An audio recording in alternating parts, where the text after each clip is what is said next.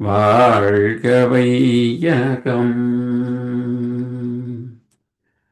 வாழ்க வையகம்,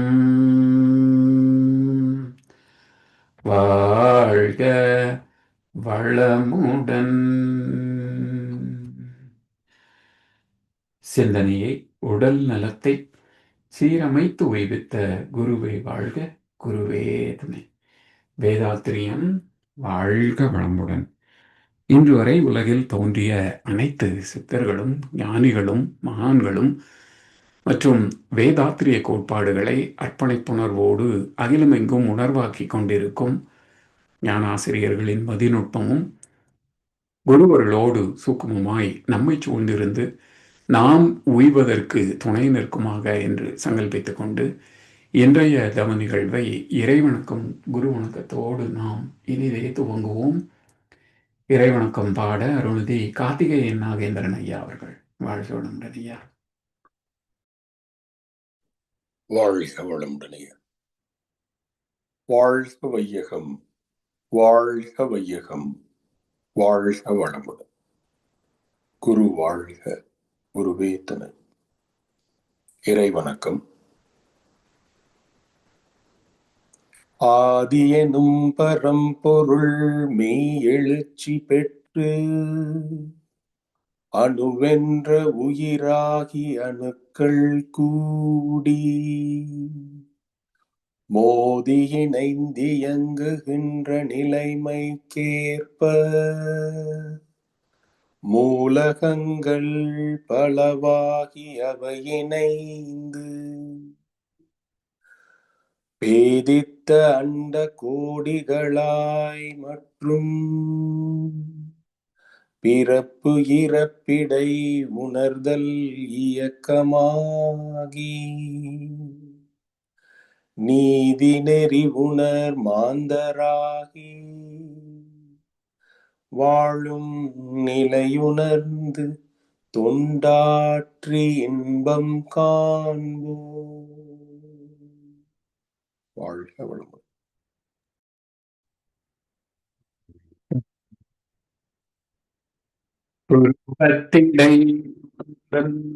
பூவிரலால் தொட்டு எந்தன் உயிருணர்த்தி புஞ்செயல்கள் பதிவழிந்து பூர்வ நிலை அறிவறிய துரியம் தந்து கருவறிந்து அகத்தவத்தால் களங்கங்கள் போக பெருங்களத்தமர்த்தி கருத்துடனே விளைபறிந்து ஐந்து புலன்களை ஆளும் ஆளும் கலை போதித்து உருவத்தில் உயிரை உயிர்க்குள் உள்ளமை பொருளை அறிவாய்க் காட்டி ஒழுக்கத்தால் உலகினையே நட்பு கொள்ளும் அன்பு நெறி விளங்க வைத்து திருத்தமுடு காயகற்பம் சீர்கர்மயோகம் உடற்பயிற்சி தந்து சிந்தனையை உடல் நலத்தை சீரமைத்து உய்வித்த குருவே வாழ்க, குருவே வாழ்க.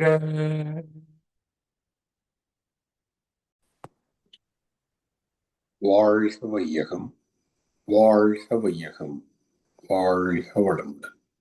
குரு வாழ்க, குருவே துணை. இன்றைய 9 மைய தவத்தினை மிகச்சிறந்த முறையில் வழிநடத்தி தந்த நம் ஞானாசிரியர் பேராசிரியர் ஸ்ரீராம் ஜெயபிரகாஷ் ஐயா அவர்களை வாழ்த்துவோம். அருட்பேராற்றல் கருணையினால் அருள்நிதி ஸ்ரீராம் ஜெயபிரகாஷ் ஐயா அவர்களும் அவர்தம் அன்பு குடும்பத்தினரும் உடல் நலம், நீலாயுள், நிறை செல்வம், உயர்ப்புகழ், மெய்ஞானம் ஓங்கி வாழ்க வளமுடன். ஐயா அவர்களின் அருட்தொண்டு, ஆன்மீக தொண்டு வாழ்க வளமுடன், வாழ்க வளமுடன், வாழ்க வளமுடன். நன்றிங்க ஐயா. வாழ்க வளமுடன். அருமையானதும் வாழ்த்துக்கு நன்றிகள் ஐயா. குரு வாழ்க, குருவே துணை. வேதாத்திரியம் வாழ்க வளமுடன். தொடர்ந்து ஞானமும் வாழ்வும் கவிதை தொகுப்பிலிருந்து நேற்றைக்கு கவி விளக்கம் பெற்றோம். அதே கவியை இன்றும் தொடர்கின்றோம். இந்த கவிக்கு விளக்கம் வழங்கிட மூத்த பேராசிரியர் ஞானாசிரியர் அருள்நிதி பழனிசாமி வேலுசாமி ஐயா அவர்களை அன்போடு அழைத்தமைவோம். வாழ்க வளமுடன் ஐயா. வாழ்க வளமுடன் ஐயா. வாழ்க வையகம், வாழ்க வையகம், வாழ்க வளமுடன். குரு வாழ்க, குருவே துணை. சான்ற பெருமக்களே, ஞானமும் வாழ்வும் கவிதை தொகுப்பின் தொடர் சிந்தனையிலே இன்றைய தினம் முனைப்பை நீக்கு என்ற தலைப்பில் உள்ள கவி, தன் முனைப்பு நீங்க ஒரு குரு அடைந்து தவமாற்றும் சாதனையால் உயரும் போது நன்முனைப்பாம் அருட்தொண்டால் பயன் காண்போர்கள் நாத்தொழுக்க பெருமையோடு போற்றுவார்கள். உன் முனைப்பு நிலவு ஒளி ரவியால் போல உயர் குருவின் ஒளி என்றே உணர்ந்து அடங்கு. என் ஒளியே சிறந்தது, இனி ரவி ஒளி ஏன் எனக்கு என்று நிலவு என்ன இருளே மிஞ்சும். முனைப்பு, தன் முனைப்பு. இந்த இடத்துல மகர்ஷி முனைப்பை நீக்கு என்று சொல்வது தன் முனைப்பை தான் குறிக்கும். முனைப்பு என்பது இறைத்தன்மை வாய்ந்தது. தன் முனைப்பு என்பது ஒரு தனி மனித எண்ணத்தின் உணர்ச்சி வேகம். முனைப்பு இல்லாமல், அது முனைதல் சொல்றோம் இல்லையா, ஒரு ஊக்கம் அல்லது ஒரு உந்து சக்தி. ஸோ அந்த உந்து சக்தி இல்லாமல் எதையுமே உற்பத்தி செய்ய முடியாது. அழுத்தமென்னும் உந்து ஆற்ற ஒன்றை கொண்டே என்றுதான் மகிழ்ச்சி சொல்றாங்க. அப்ப அது உந்து சக்தி இல்லை என்றால் எதையுமே வெளிப்படுத்த முடியாது. இப்ப நம் உடலிலே கூட உயிருக்கு ஒரு உந்து சக்தி இருப்பதனால்தான் அது உடல் உறுப்புகளை இயக்கி நமக்கு வாழ்க்கை என்ற ஒரு வாய்ப்பை தந்து கொண்டிருக்கிறது. அந்த உந்து வேகம் இரத்த ஓட்டம், வெப்ப ஓட்டம், காற்றோட்டம், இதுல தடமாற்றமோ தடுமாற்றமோ நிகழ்கின்ற போது அதை சரிப்படுத்த நாம் மறு உந்து சக்தியாக கொடுக்கப்படுகின்ற ரசாயனங்கள், அதை மருந்து என்று சொல்கின்றோம். மறு உந்து என்பதுதான் மருந்து.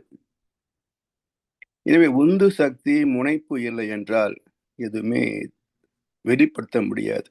எல்லாம் உள்ளே அடக்கம் பெற்றிருந்தாலும் அது வெளிவர முடியாது. எனவே முனைப்பு என்பது இறைத்தன்மை வாய்ந்தது. அந்த முனைப்பு தான் உயர்ந்தவன் என்ற கருத்தை ஜீவன்களிலே, குறிப்பாக மனிதனிடத்திலே வெளிப்படுத்துகிறது. முனைப்பு தான் உயர்ந்தவன் என்று சொல்வதிலே, நினைப்பதிலே தவறு இல்லை. ஏனென்றால் இறைநிலையின் முனைப்பு தானே அனைத்தை விட உயர்ந்தது, சிறந்தது, முழுமையானது, அளப்பரிய ஆற்றல் மிக்கது, சாதனை புரியக்கூடியது. எனவே அது தன்னை உயர்ந்தவன் நினைப்பதிலே தவறு இல்லை. ஆனால் அதை மறந்து போய் தான் மட்டுமே 820 கோடி மக்களிலே தான் மட்டுமே உயர்ந்தவன் என்று நினைக்கின்ற போதுதான் அது தன் முனைப்பு. அதாவது தான் என்ற ஒரு தனி மனிதனின் முனைப்பு, தன் முனைப்பு. அதாவது தன் முனைப்பு என்பது என் முனைப்பு என்று கூட வைத்துக் கொள்ளலாம். தன் முனைப்பு என்பது பொதுவான சொல். அதை குறிப்பாக புரிந்து கொள்ள வேண்டும் என்று சொன்னால் என் முனைப்பு என்று வைத்துக் கொள்ளலாம். என்னுடைய ஒரு ஆணவம், என்னுடைய ஒரு உயர்வு மனப்பான்மை, நானே உயர்ந்தவன் என்ற ஒரு செருக்கு, இருமாப்பு, கர்வம், ஆணவம் வைத்துக்கலாம். அதனால் அந்த முனைப்பைத்தான் இங்கே மகர்ஷி நீக்க சொல்கிறார்கள். காரணம் என்ன என்றால், இந்த தன் முனைப்பு தான் மட்டுமே உயர்ந்தவன் என்று நினைக்கின்ற போது, தன்னை விட உயர்ந்தவர்கள், சிறந்தவர்கள், திறமிக்கவர்கள் இருந்தாலும் கூட அவர்களை புறம் தள்ளிவிட்டு நானே என்று இன்றைக்கு அரசியலிலே, மத நம்பிக்கைகளிலே இருக்கிறது. அதுபோல தன்னையே உயர்ந்தவனாக நினைத்துக் கொள்கின்ற போது அது உண்மையில் இல்லை என்றால் அதன் விளைவு சிக்கல்களாக, பிரச்சனைகளாக எல்லோரையும் பாதிக்கும். ஒரு நல்ல சீர்மை மிக்க தலைமை இல்லை என்று சொன்னால் ஒரு நிறுவனம் பாதிக்கப்படும். ஒரு மாண்புமிக்க நிர்வாகம் இல்லை என்று சொன்னால் அரசியல் அமைப்புகள் பாதிக்கப்படும். அதனால் இந்த தன் முனைப்பு அடக்கமாக மாறுகின்ற போது எதெல்லாம் சிறந்திருக்கிறதோ அதையெல்லாம் பயன் கொள்ளலாம். அதாவது தன் முனைப்பு அடங்குகின்ற போது எல்லோருடைய கருத்துக்களையும் கேட்டு ஒரு முடிவு செய்யலாம்.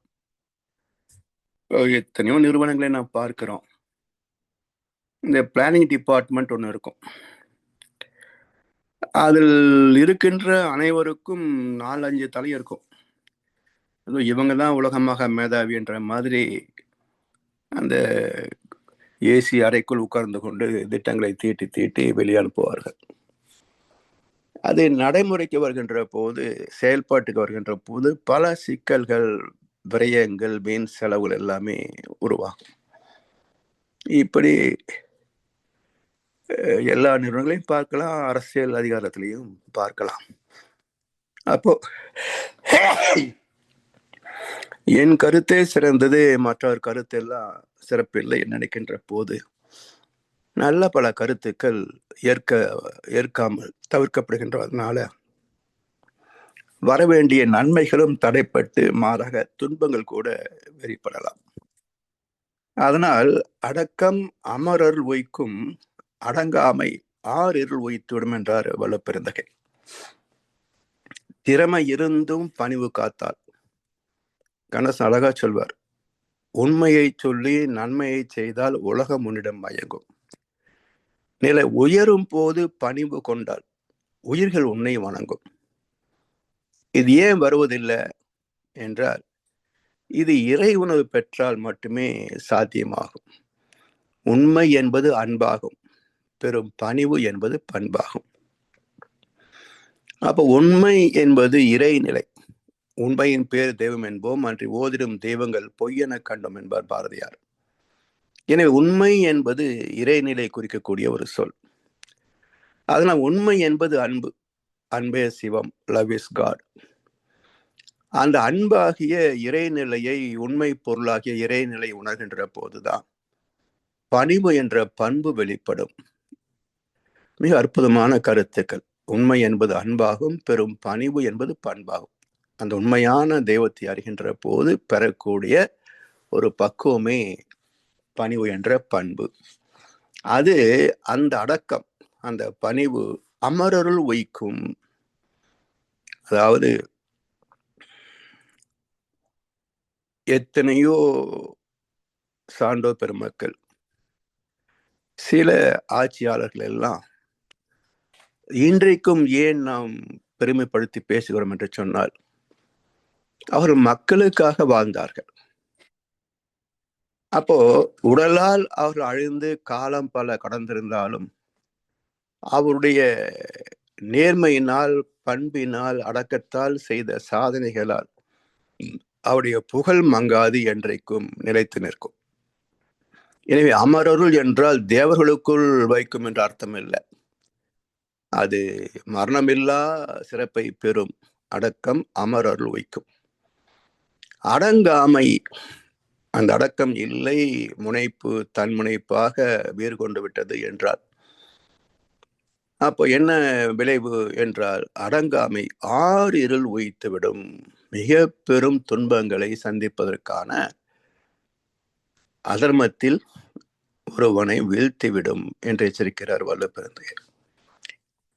எனவே தன்முனைப்பு நீங்க ஒரு குரு அடைந்து, சரி, இப்போ இறைவனை அறிந்தால்தான் அடக்கம் அமரர் ஒய்க்கும். இறைநிலை எங்கும் தான் இருக்குது, எல்லோருக்குள்ளும் தான் இருக்கு. ஆனா ஏன் புரிந்து கொள்ள முடியவில்லை என்றால், அது நமக்குள்ளே இருந்தாலும் கூட அதை அடையாளம் காண்பது மிக கடினம்.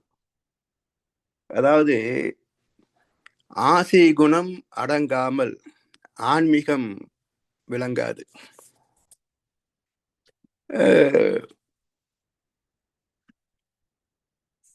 உனக்குள்ளே கடவுள் இருந்தாலும் தேடுவது குறையாது என்று ஒரு பாடல சொல்லுவார்கள். அப்ப இறைவன் எல்லோருக்குள்ளும் இருந்தாலும் வெளியே தேடுகின்ற அந்த அறியாமை குறைவதும் இல்லை, நீங்குவதும் இல்லை.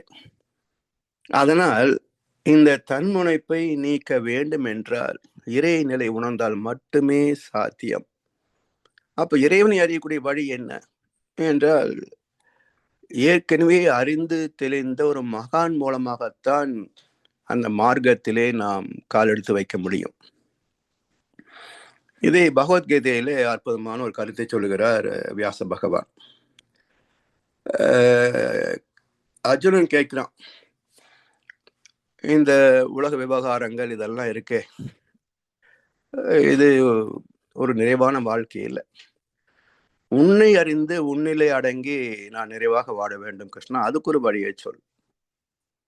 அப்போ கிருஷ்ண பரமாத்மா சொல்வதாக வியாசர் எழுதுகிறாரு, அர்ஜுனா, பரமாத்மாவாகிய என்னை நீ அறிய வேண்டும் என்றால் முதலில் உனக்குள்ளாக இருக்கின்ற ஜீவாத்மாவை நீ அறிய வேண்டும். உனக்குள் இருக்கின்ற ஜீவாத்மாவை அறியாமல் பரமாத்மாவாகிய என்னை நீ அறிய முடியாது. சரி, அதுக்கு என்ன செய்வது என்றால், தனி இடத்திலே அமர்ந்து புருவமத்திலே மனதை வைத்து என்னையே நோக்கி தவம் செய்வாயாக அப்படின்ற. சரி, நான் செய்யறேன் அப்படின்னு. அது உன்னால முடியாது. ஏன் முடியாது? அதுக்கு ஏற்கனவே தேர்ச்சி பெற்ற குருவின் வழிகாட்டுதலும் ஆசீர்வாதம் வேண்டும் என்று கீதையில அற்புதமான ஸ்லோகம் இருக்கு.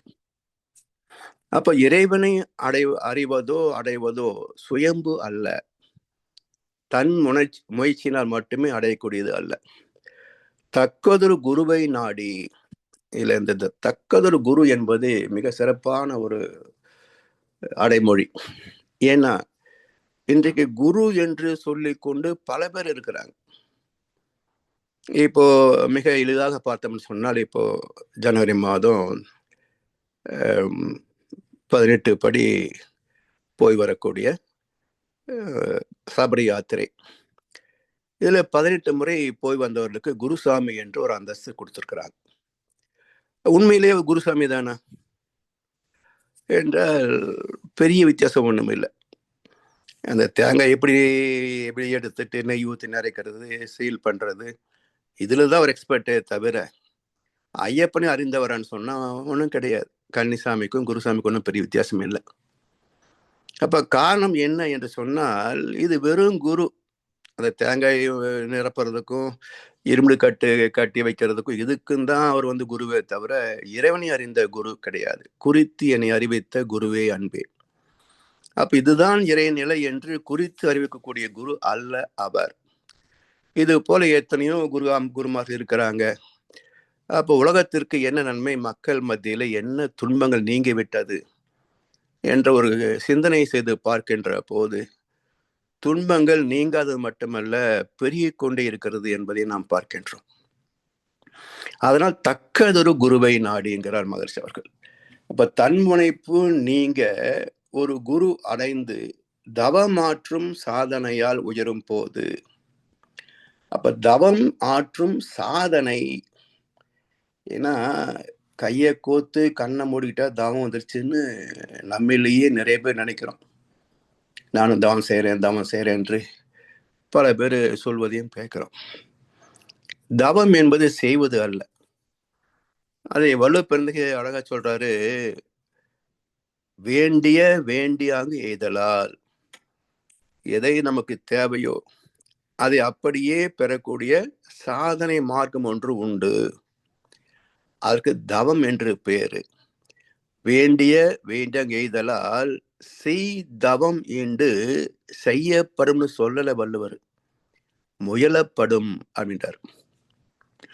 இதுல இன்னும் சிறப்பு பாருங்களேன், செய் தவம் ஈண்டு முயலப்படும். அது செய் தவம் என்றால் இது 3 காலத்திற்கும் பொதுவானது. காலம் கடந்த வினையெச்சம் என்று சொல்வார்கள். அதாவது செய்த தவம், செய்கின்ற தவம், செய்ய போகின்ற தவம், கடந்த காலம், நிகழ்காலம், எதிர்காலம் என்று 3 காலத்திற்கும் பொதுவானது. அப்ப செய்த தவம் என்பது நேற்றுக்கு செய்தது மட்டுமல்ல, நம்முடைய முன்னோர்கள் செய்த தவம். செய் தவம் இன்றைக்கு செய்கின்ற, நாம் செய்கின்ற தவம், நம்முடைய சந்ததிகள் செய்ய போகின்ற தவம். அப்ப வாழ்க்கையே தவம் தான். கல்லும் மரமும் மௌன நிலையில் நின்று கடமை தவறாது பயனாகும் போது சொல்லும் கருத்தும் உடைய மனிதன் ஏனோ சுகம் கெட்டு சமூகத்தை மறக்க வேண்டும். அப்ப சுயநிலையை அறிவறிய கருதவமே போதும் என்று அந்த கவியை முடிப்பார் மகர்ஷி. அதனால் இயல்பு வாழ்க்கையே தவம் தான். எல்லா விலங்குகளும் தவத்துலதான் வாழுது, கல்லும் மரமும் தவத்துலதான் வாழுது. மனிதன் மட்டுமே தவநிலையை அலட்சியப்படுத்திவிட்டு உணர்ச்சி நிலையில வாழ்கிறான். அப்ப தவம் என்பது இயற்கை அமைப்பே தவம் தான். அதை விட்டு நீண்ட தூரம் நாம் தரம் மாறி வந்து விட்டோம். அதனால் இன்றைக்கு தவம் செய்வதே மிக பெரும், என்ன சொல்லுவோம், பிரம்ம பிரயத்தனம் சொல்றாங்களே, அது போல மிக பெரும் சாதனையாக அது பார்க்கப்படுகிறது. அதனால் இந்த தவம் என்பது செய்வது அல்ல, முயல்வது. ஏன் முயல்வது அப்படின்னா, இப்போ 30 நிமிஷம் நம்ம தவ நிலையில அமர்கிறோம். தவம் என்பது என்ன? ஒன்றையும் நினையாது தன்னையும் மறவாத நிலை. இதுதான் தவத்துக்கு இலக்கணம். இப்போ கையை கோத்து கண்ணை மூடி உடனே மனசு நின்று போச்சா? எண்ணங்கள் அற்று போச்சா? இல்லையே. அப்ப என்ன செய்ய சொல்றாரு வள்ளுவர்? 30 நிமிஷம் பயிற்சி பண்றோம். அந்த 30 நிமிஷத்துல ஏதாவது சில ஃப்ராக்ஷன் ஆஃப் செகண்ட்ஸ், சில துகள் வினாடிகளோ அல்லது சில வினாடிகளோ நம்முடைய மனம் ஒடுங்கிய தவநிலைக்கு போகாதா? அதனால் நாம் தவம் செய்கிறோம் சொல்லக்கூடாது, தவ பயிற்சி செய்கிறோம் தான் சொல்லணும். அப்ப செய் தவம் என்று முயலப்படுகிறது. தவநிலை தொடுவதற்கான முயற்சி பயிற்சியாக மேற்கொள்ளப்படுகிறது. அதுதான் சரியான கருத்து. எனவே வேண்டிய வேண்டிய எய்தலால் செய் தவம் என்று முயலப்படும். அதனால் அது மிக பெரும் சாதனை. எவ்வளவு பெரிய சாதனைன்னு சொன்னா, எதை வேண்டுமோ செய்திடலாம். அதாவது படமெடுத்தாடும் பாம்பை பிடித்து விடலாம், மதம் கொண்ட யானையை அடக்கி விடலாம், பாய்ந்தரும் புலியை பிடித்து பாலை கறந்து விடலாம். சும்மா இருந்து சுகம் காண்பது அரிது என்பார் ஒரு சித்தர். அப்ப சும்மா இருந்து சுகம் காண்கின்ற அந்த தவ சாதனை என்பது அவ்வளவு எளிது அல்ல. இன்னும் சொல்ல போனா தவம் என்றால் என்ன என்று புரிந்து கொள்வதற்கே சில ஆண்டுகள் ஆகும். அப்புறம் அதை அடைவதற்கு எடுக்கின்ற பெரும் முயற்சி அது சில ஆண்டுகள் ஆகும். ஏதோ பூர்வ ஜென்ம புண்ணியம் இருந்தால் தவத்திலே நாம் தேர்ச்சி பெறலாமே தவிர தீட்சை பெற்ற எல்லோருமே ஞானியாகுவதற்கு சாத்தியம் இல்லை என்பது நம்முடைய அனுபவத்திலே நாம் பார்க்கின்றோம். எனவே தவமாற்றும் சாதனையால் உயரும் போது நன்முனைப்பாம் அருட்தொண்டால் பயன் காண்பவர்கள். அப்படி உயர்ந்த ஒரு குரு மகர்ஷிட்ட வருவோம். பல அன்பருடைய அனுபவங்கள் எல்லாம் பார்த்தீங்கன்னு சொன்னா, அப்படி ஒரு அருட்பார்வை அது எத்தனையோ மாற்றங்களை சந்தித்திருப்பதை அனுபவத்துல பார்க்கிறோம். ஒன்றும் வாய் திறந்து ஒன்றும் சொல்ல வேண்டியதில்லை. சும்மா அவர் பார்க்குற பார்வையிலேயே ஒரு உட்பொருள் இருக்கும். அப்போ எவ்வளவு பெரிய கூட்டமாக இருந்தாலும் அவருடைய பார்வை யார் மீது நிலைக்கிறதோ அதுல எல்லாம் அர்த்தம் இருக்கும். சில சமயங்கள்ல சில அன்பர்கள் ஏதோ ஒரு சிக்கலோ பிரச்சனையோ வேதனையோ சாமி கிட்ட ஒரு ஆறுதல் கிடைக்குமான்னு வருவாங்க. கேட்காமலேயே பதில் கண்டவர்கள், தீர்வு கண்டவர்கள் இருக்கிறாங்க. இப்படி ஒரு நல்ல ஒரு தவ சிரேஷ்டர் அல்லது ஒரு குருவுடைய கருணை பார்வையிலேயே களங்கங்கள் மறைந்து போகக்கூடிய வாய்ப்பெல்லாம் உண்டு. அப்படி மறைந்து போகின்ற போது அந்த நன்மை பெற்றவர்களுக்கு ஒரு மகிழ்ச்சி வரும் இல்லையா, நன்றி உணர்வு வரும் இல்ல. உடனே வந்து சாமிஜி உங்ககிட்ட வந்து சொல்லணும்னு நினைச்சேன், நீங்களே அதுக்கு ஏதோ ஒரு தீர்வு சொன்னீங்க. நான் இப்போ அந்த பிரச்சனை தீர்ந்து நல்லா இருக்கேன் சாமி. இதை சொல்லும்போது மற்றவங்க பக்கத்தில் இருக்கவங்களாம் கேட்பாங்க, அப்போ நமக்கு ஒரு பிரச்சனை சாமிகிட்ட சொன்னால் தீர்வாகும் அப்படின்னு அவங்களும் ஒரு பிரச்சனையை சொல்லுவாங்க. அதுவும் நடந்து போச்சுன்னு வச்சுங்களேன். இப்போ நான் சொன்னா அப்படியே நடக்கும், நான் சொன்னது நடக்குது என்று நமக்குள்ளே ஒரு ஆணவம் வந்துடும். அப்ப என்ன ஆகும்? மற்றவர்கள் நம்முடைய நற்சொல்லால் ஆசீர்வாதத்தோடு நடக்கின்ற போது அவர் நம்மை பாராட்டால் நமக்குள்ள இருக்கின்ற ஆணவம் கொஞ்சம் அடங்கியிருக்கு இல்லையா, இப்போ அது மேலே வந்துடும். வந்துட்டு நானும் எங்க சாமிஜி மாதிரிதான், அவரும் அம்மன் நானும் இப்போ நினைச்சேன்னா நடக்குது என்று 4 பேர் சொல்லவும் ஆரம்பிச்சிருவாங்க. இப்ப என்ன ஆகும்? இது தன்முனைப்பாக மாறி போகும். அதனால்தான் அனுபவங்கள் இருந்தாலும் கூட வெளிப்படுத்துவதை முடிந்த அளவுக்கு தவிர்க்கணும். அது தேவையில்லாத ஆணவத்தை வளர்த்து விட்டுரும். பிறகு எங்கே ஞானம் பெறுவது? ஆணவத்துக்கு ஆப்போசிட் தானே ஞானம், அடக்கம் என்பதே. அப்போ தன்முனைப்பு எழுச்சி பெற்ற பிறகு ஞானம் எப்படி வந்து சேரும்? இருக்கிற கொஞ்சம் நஞ்சம் போயிடும்.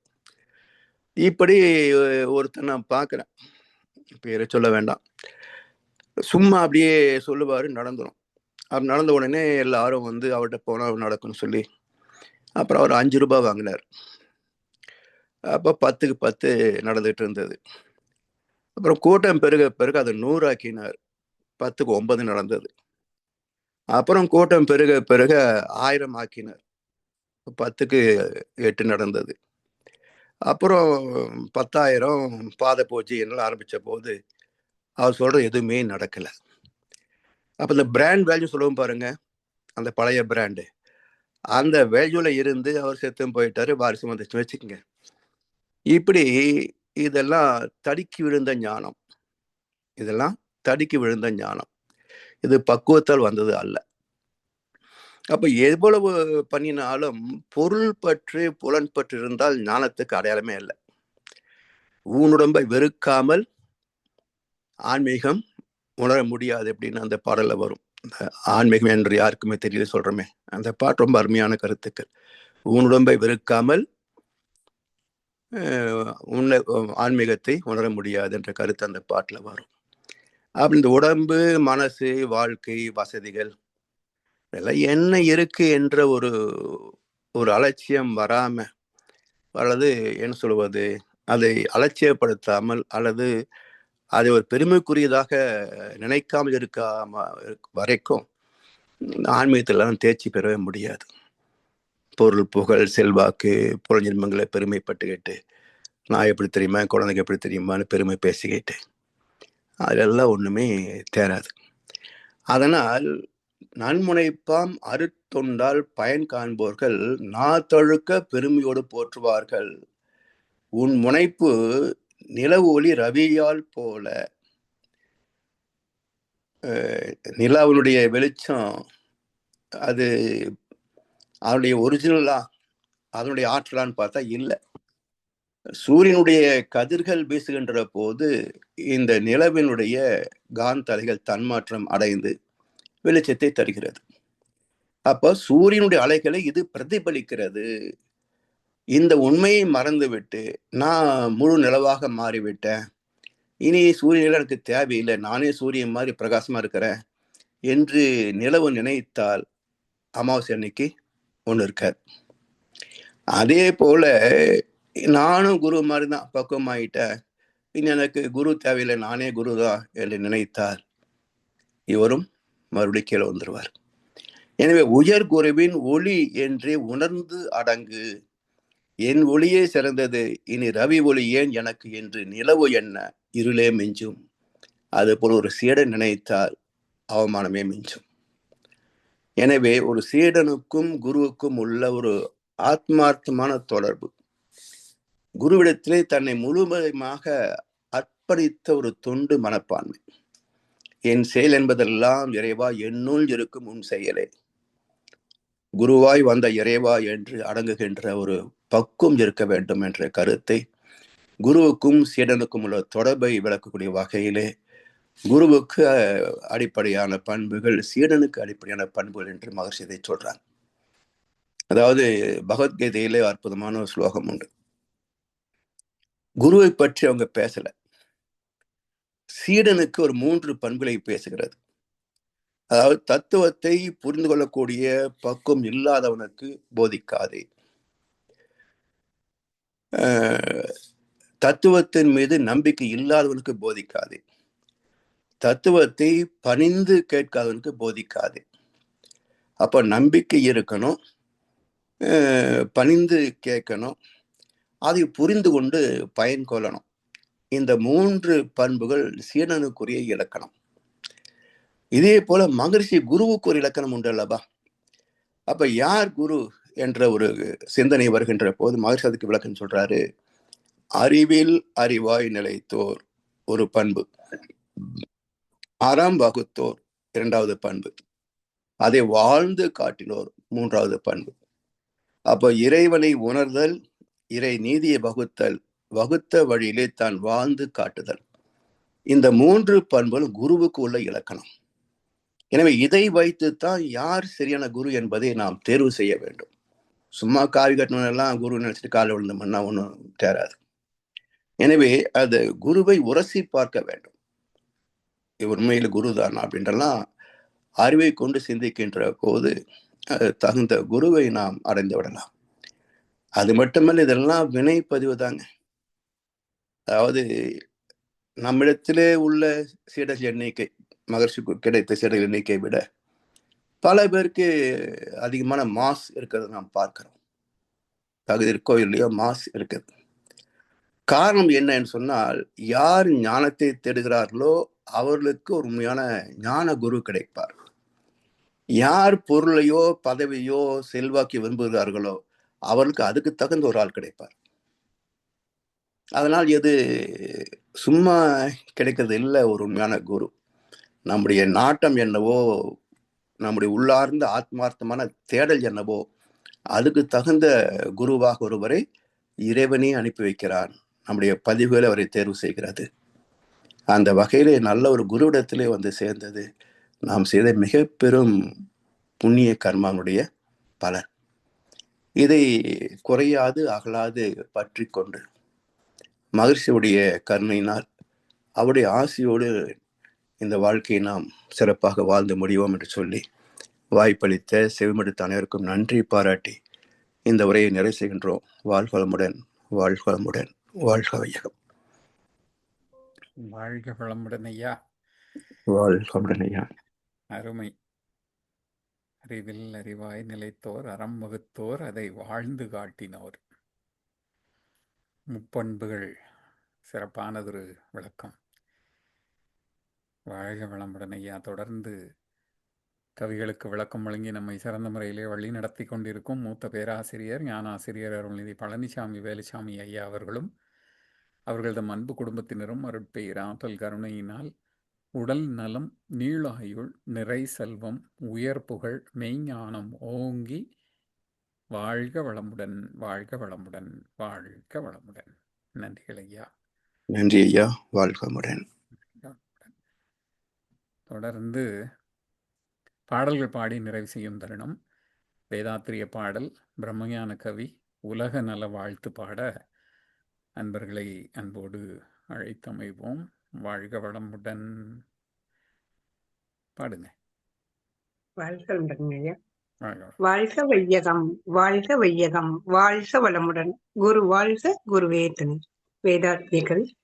போரில்லா நல்லுலகம், பொருள் துறையில் சமநீதி, நேர்மையான நீதிமுறை, நில உலகுக்கோர் ஆட்சி, சீர் செய்த பண்பாடு, சிந்தனையோர் வழிவாழ்வு, சிறப்புணர்ந்த பெண் மதிப்பு, தெய்வ நீதி வழிவாழ்தல், தேர் திருவிழா தவிர்த்தல், சிறுவர்கட்கே விளையாட்டு, செயல் விளைவு உணர்கல்வி, சீர்காந்த நிலை விளக்கம், பார் முழுதும் உணவு நீர் பொதுவாக்கல், பல மதங்கள் பல கடவுள், பழக்கம் ஒழித்து உண்மை ஒன்றை தேர்ந்திடுதல்.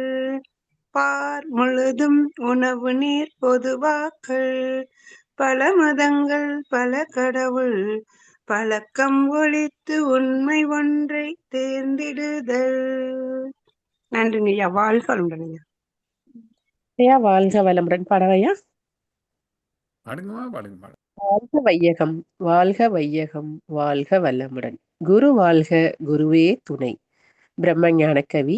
இறைவெளியே தன்னிருக்க சூழ்ந்தழுத்தும் ஆற்றல், இதன் திணிவு மடிப்பு வில சுழலும் நுண்விண்ணாம். இறைவெளியில் விண் சுழல நெருக்குகின்ற உரசல், நிலையில் எழுப்புகின்ற நேரலைகள் காந்தமாம். மறைப்பொருளாம் காந்தம் தன்மாத்திரைகள்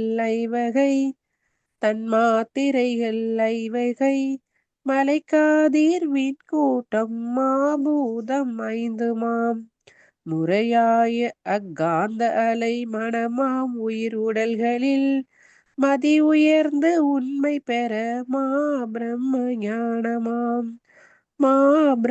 ஞானமாம். வாழ்க வையகம். நன்றி ஐயா. வாழ்க வளமுடன். உலக நல வாழ்த்து யாரு பாடுறீங்க? வாழ்க வளமுடன்.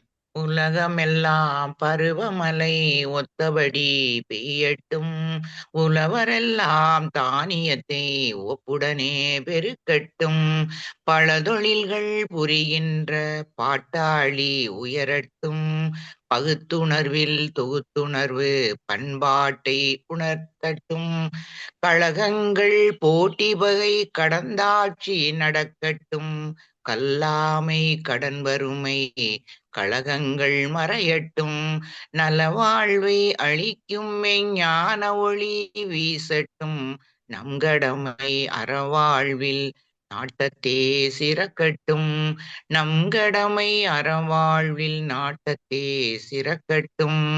வாழ்க வையகம், வாழ்க வையகம், வாழ்க வளமுடன். நன்றி ஐயா, நன்றி. வாழ்க வளமுடன். இன்றைய தவத்தில் கலந்து கொண்ட அன்பர்கள், தவத்தை வழிநடத்தியோர், நற்சினை வழங்கியோர், பாடல்கள் பாடியோர் அனைவரும் வாழ்க வளமுடன்.